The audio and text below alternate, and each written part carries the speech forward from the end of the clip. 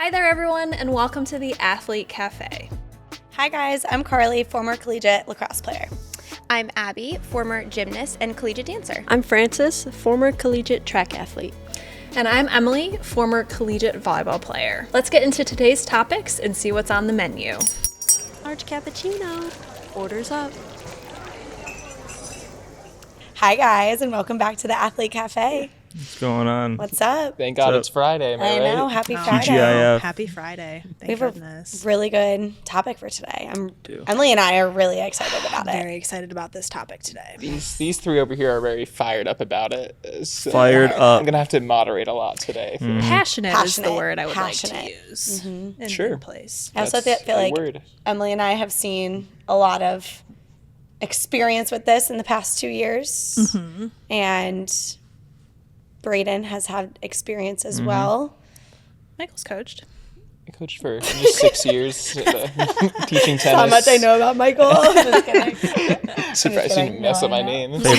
Favorite color. Red. There you go. Just relating it all back. But the coaches. Back to the first episode. That's funny. No, so we are going to be talking about coaches today and more of like kind of one of our tips for coaches type episode. We did tips for parents way back when. And as we were going through what we wanted to discuss today, Michael kind of said we got fired up just because there's so many things that we want to share and so many things from what we've seen and I think what we've all experienced as athletes, coaches, and as mental performance coaches now. So I guess disclaimer, we've all coached and we all have this experience, so I feel like we are credible in giving some of these tips. But again, I just want to say like, these are just tips and these are just food for thought. Like we are not the end all be all. We are not, experts in coaching. I don't even know what makes someone an expert, just experience, whatever. But these are all just things that we've seen either through our own lives and experiences, or I feel like what we've seen with a lot of our athletes. And probably most of it stems from what we've seen with our athletes, just because that's what we've been doing the last couple of years. But just disclaimer that word. These are things to think through and things, if you're willing to kind of do some self-evaluation, just possibly take some of these things that we'll go through today and It's really well said. see what you need to maybe adjust, or if there is anything, things to think about. I also think like a lot of these are things that I wish I would have known or thought about when I was also coaching. So I could have just made the experience better for the athletes, because I feel like we have a really unique experience of like being the coach and then going into this mental performance coach role. And now we hear the perspective of the athlete, and we were athletes. So we have literally tapped into all of the different people Weird involved. triangulation going on here. So we are like the bridge of communication. So trying to just help mediate and help the communication between athletes. Well, communication is our first one. Yes. It's so important, right? And the lack thereof and all of those things. But yeah, okay. Yeah. So I think communication is kind of the first thing that we want to start with, of like, it's a very broad topic, but there's so many things that can be all encompassing into that. And I think one of the things I always like to start with, and this is a side note, but I do a coaches training for a lot of the youth athletes that are in our area within the Catholic school system. So I run the trainings for the coaches that have to then get certified to go coach. And one of the biggest things I stress is just like for coaches, asking your athletes how they're doing. Like take note of who they are as people, what their personalities are, what they enjoy, how they communicate, what they share, how they interact with their teammates. Like it's a lot as a coach to have to manage and look for and seek out. But like we've worked with a couple teams and even just our individual kids of like, I just feel like my coach doesn't even know who I am. Like they don't ask the questions. They don't care about anything but how I play or how I do.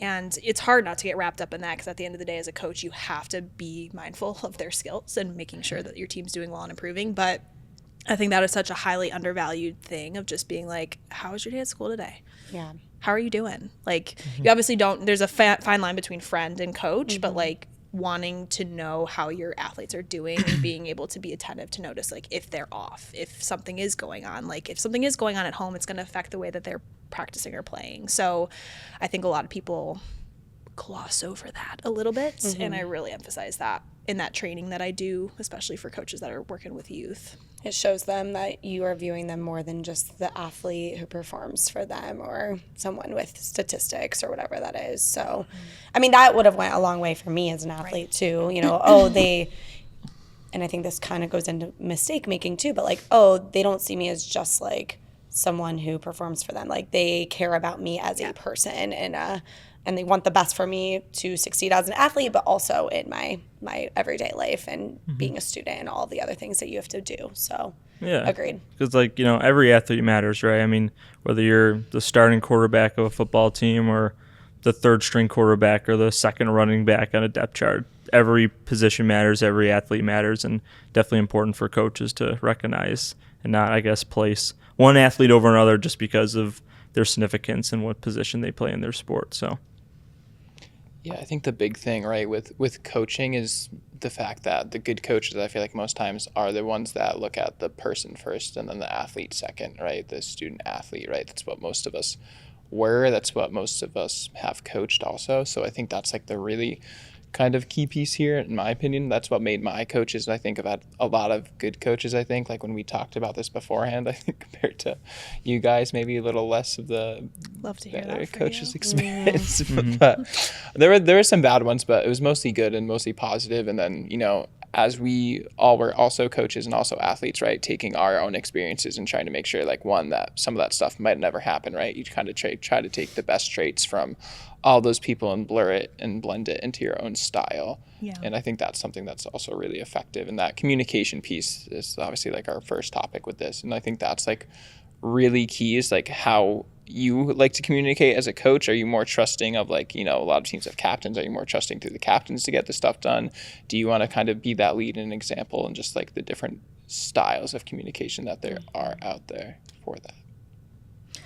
And I think too, with that communication piece and like understanding your athlete, like that kind of goes both ways, and owning up to your own mistakes as a coach, or owning up to, like, you know, your athletes don't need to know every rhyme and reason for what you're doing, but like being open and honest and like explaining sometimes why decisions are made or why things are going on. Like we have so many kids that are like, I'm just not playing and coach isn't telling me why, or like, I don't know what's going on. Why is so-and-so doing this better, but I have better stats? And like, it's just a complete blur. And I mean, I did that. I went through that too as an athlete, and it's so frustrating. And again, I know you can't explain everything. That's fine.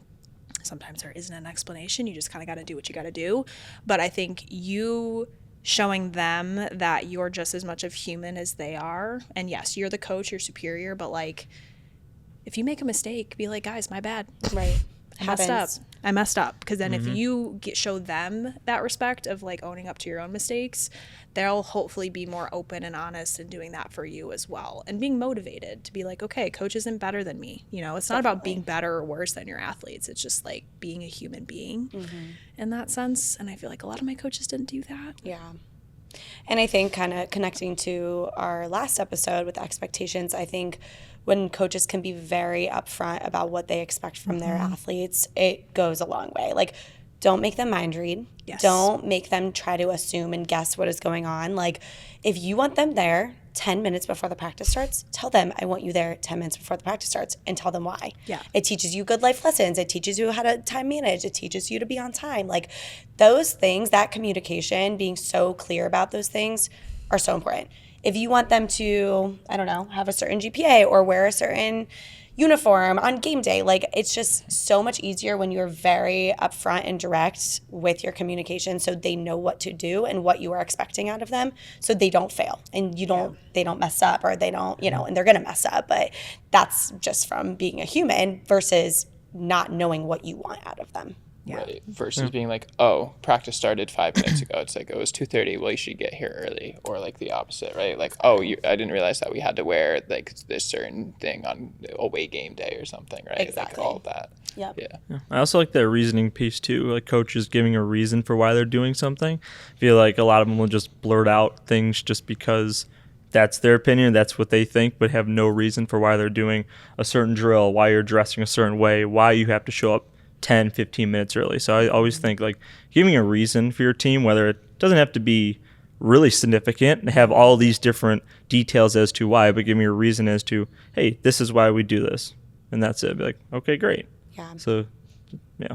And we have the luxury of working with athletes as young as, I mean, what's your youngest, 10? Yeah. 11? 10 or 11 to 26? Yeah. Right? So we have a 26. very wide range of, the different middle school, elementary school, high school, college, and plus.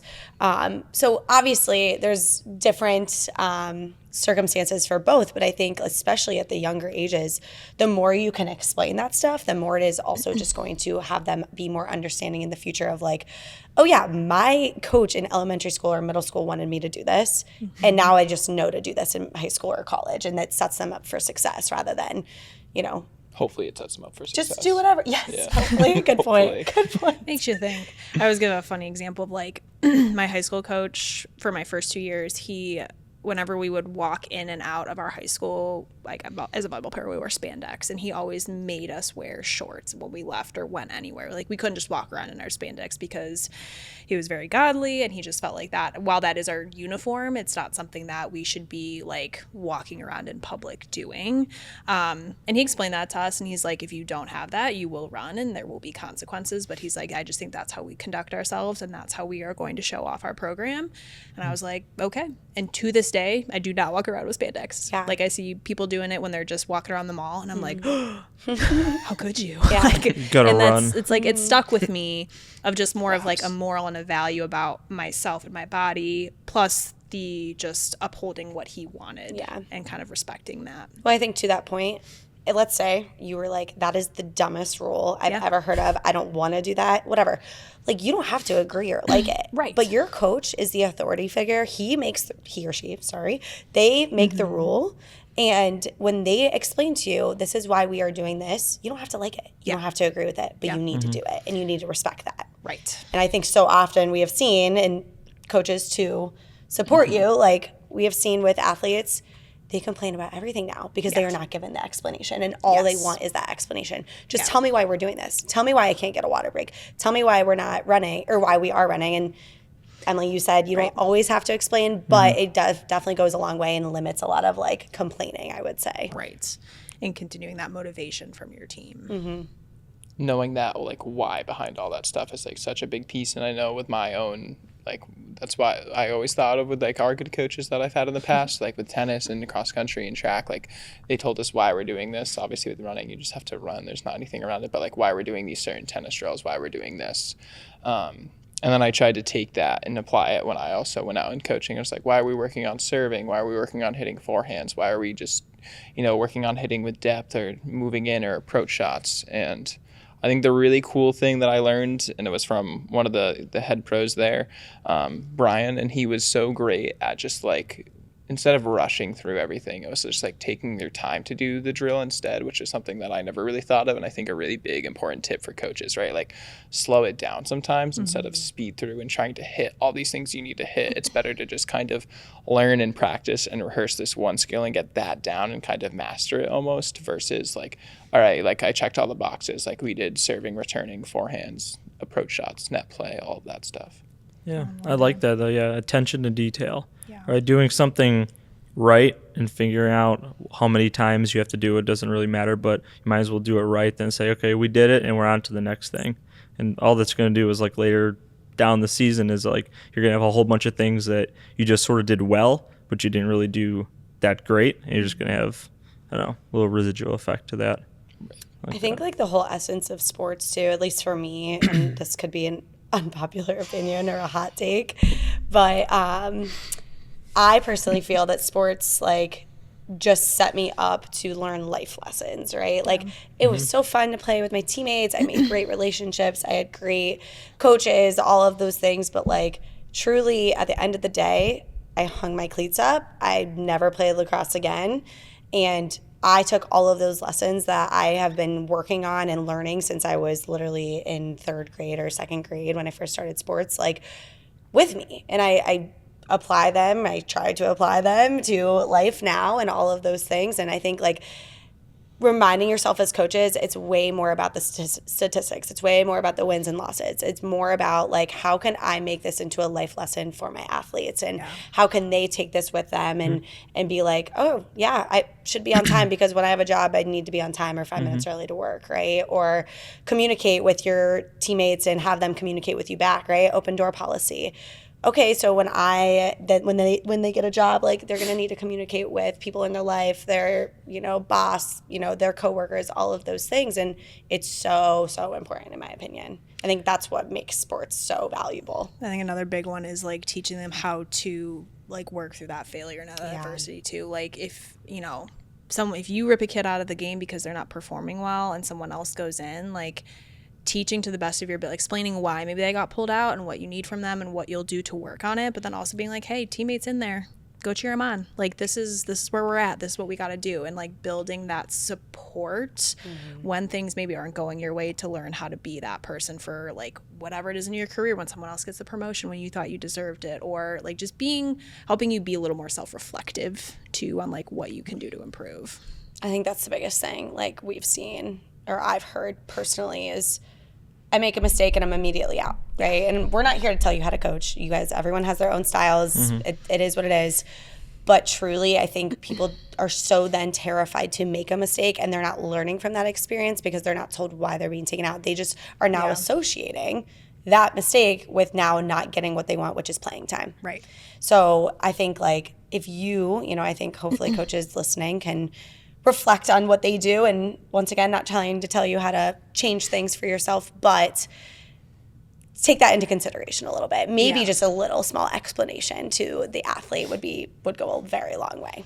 And I think the timing of that too, in the game, maybe not the best time, but maybe afterwards, next day at practice or after the game, whenever it makes sense for you. But I think, again, teaching your athletes, so if it is a team sport or however that works for your sport that you're in, but like supporting each other through that and like showing that you care for each, goes back to the learning your kids and learning their personalities. Like, you support each and every kid no matter where they are on the roster and what that looks like, and showing them how to do that for their teammates as well. Like, super important, because I think there's a lot of entitlement out there nowadays, and I don't know why, but it's happening, and we really need to work on that, I think, a little bit. Definitely. I agree.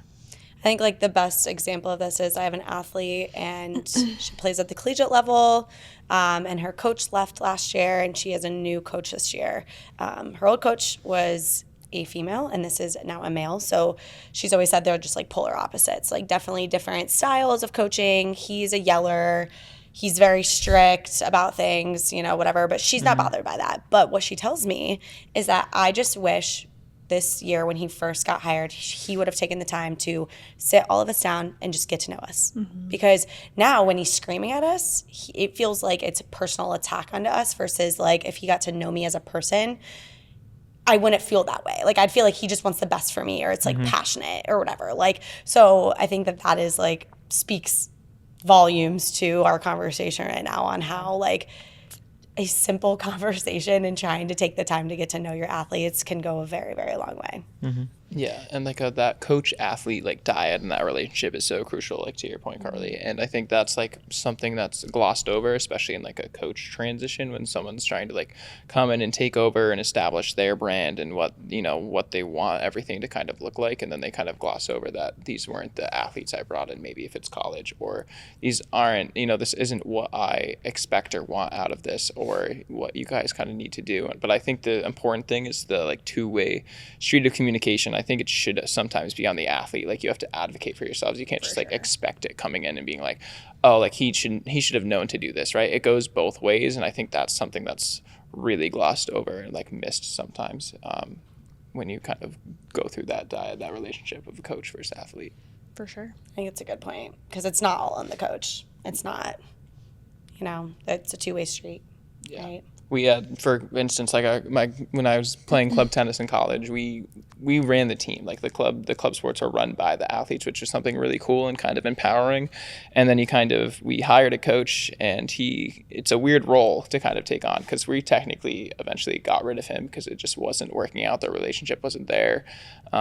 It was just a kind of a bad fit, right? And so we kind of canned him, which is very interesting, right? Because that is not normally what happens, not normally the case.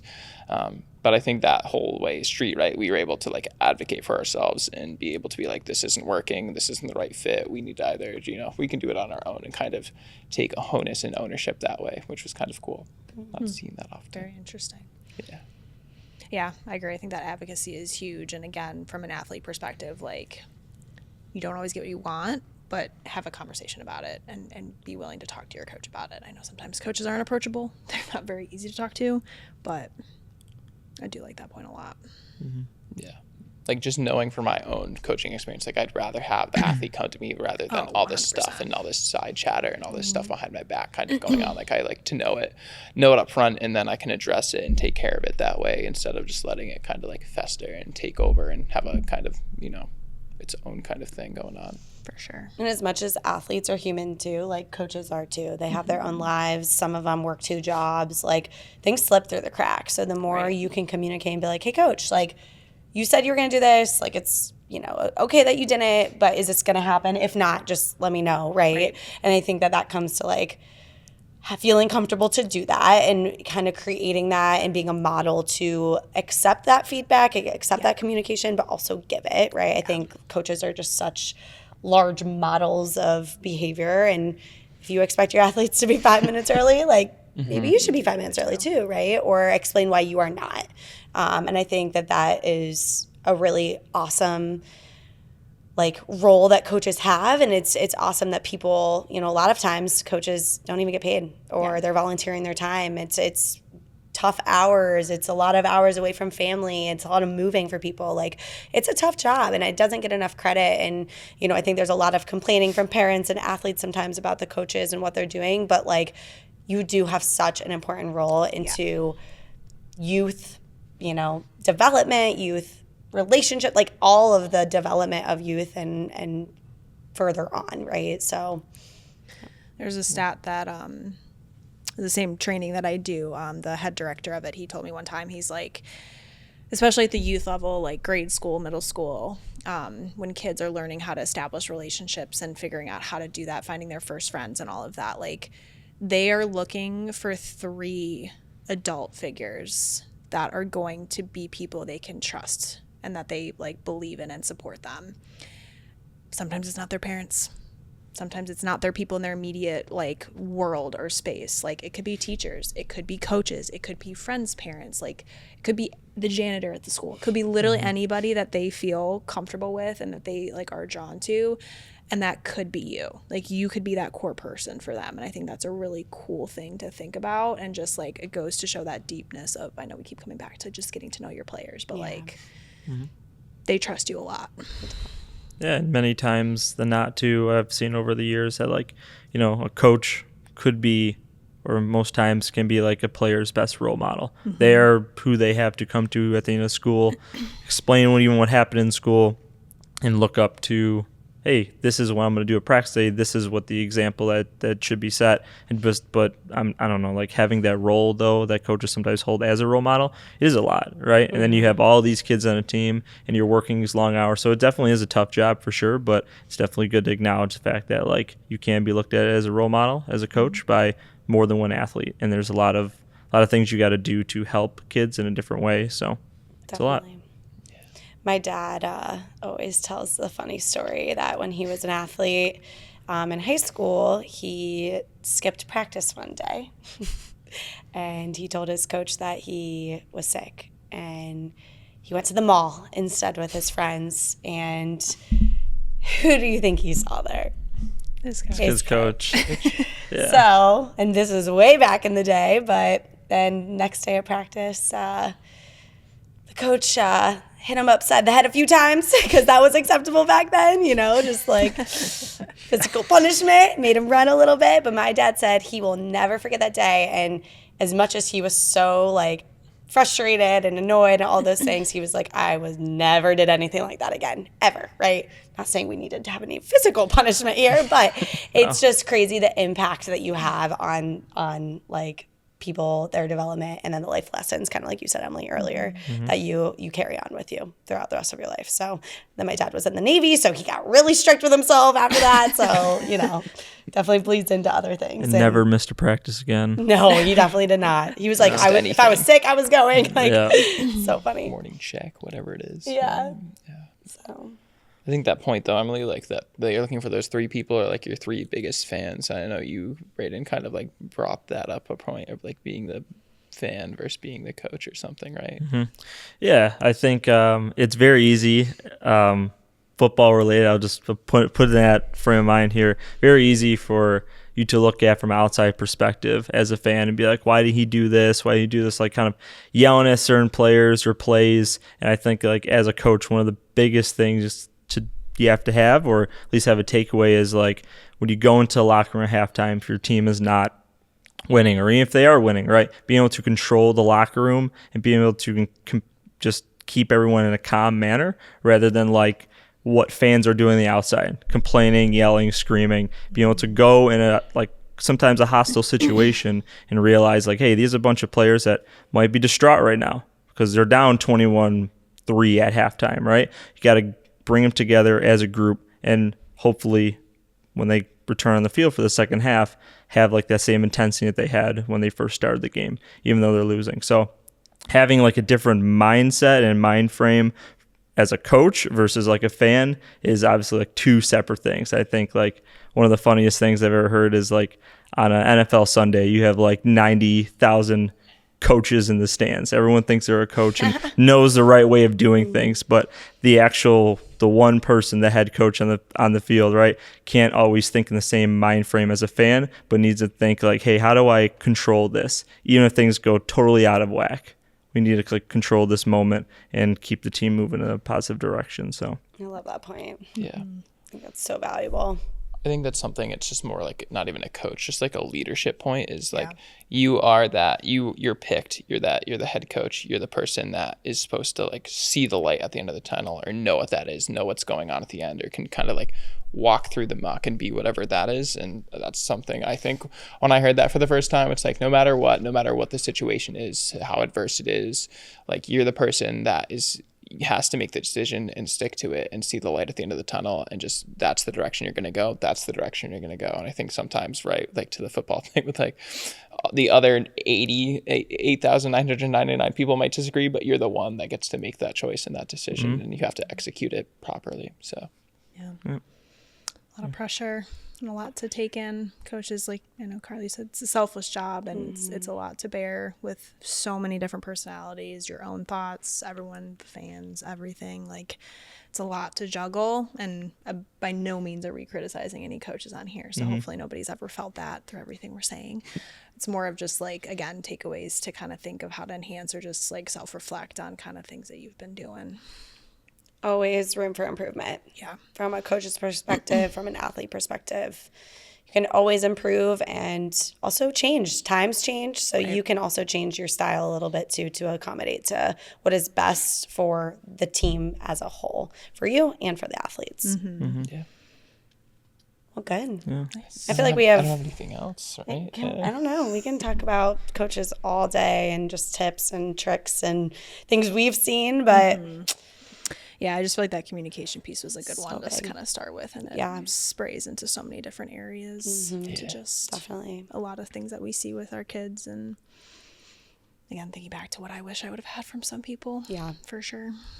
But yeah, definitely been like, I don't know if there's like still that stigma today, but I definitely going on personal experience that like, you know, whenever you got called into the coach's office or like you want to approach the coach or something, it's like, oh, you got to go to the coach's office for that. It's like that used to be a space where like very timid, like, oh, I don't want to be called into the coach's office, right? And that was always a very negative connotation. And I feel like maybe today it's changed, but like I just know like back then it was sort of always had that negative negative way about it, like, oh, you don't want to get called to coach's office, because it was like always a feeling of being like demoted. Oh, you've now second string, instead of like, hey, you call in coach's office. Hey, you've been put up to first string, or you're starting this week. So it always had like a negative type feeling for it. And I know every athlete's going to have a different idea about that, or what that felt like for them. But I don't know. I'd say that was always something for me. I was like, oh no. Yeah, it's scary. Yeah. So It leads me to think that's another thing that we didn't touch on, but tell your kids you're proud of them. Oh, yeah. Tell them when they're doing a them good that- job. give them Tell that them positive feedback. Give positive feedback. Oh my gosh, it doesn't have to be every 5 seconds, or even not every day, but just like if they do something well, tell them. They are looking for it and they love it. And I'm not saying some of them need it more than others, and I get that, but like it goes a long way. Yeah. Let your kids know you're proud of them, because you may be thinking it, but I remember my high school coach, love him to death, but I got a good job maybe 4 times in my 4 years, and I got a Once a that's year. lot. One a Pretty year, good. Rich. What a year. Pretty much 1 a year, and Or all 4 when you won the championship. yes, who knows? But like, I mean, looking back, I can see it differently. But again, like at that time, I know it frustrated me a ton, and like my coach got me to where I needed to be. I was pretty dang good by the end of my 4 years, but I would have rather had a like, Emily, great job, versus just like a no comment, knowing I was doing a great job type of thing. So Just like the head nod. the head nod, or like, okay, he's not crossing his arms, I must be okay. Body language, body is language. fine. Right. And again, every coach has a different style. I get it, but just something to think about. Definitely. Goes a long way. I agree. Any other last tidbits? That was mine.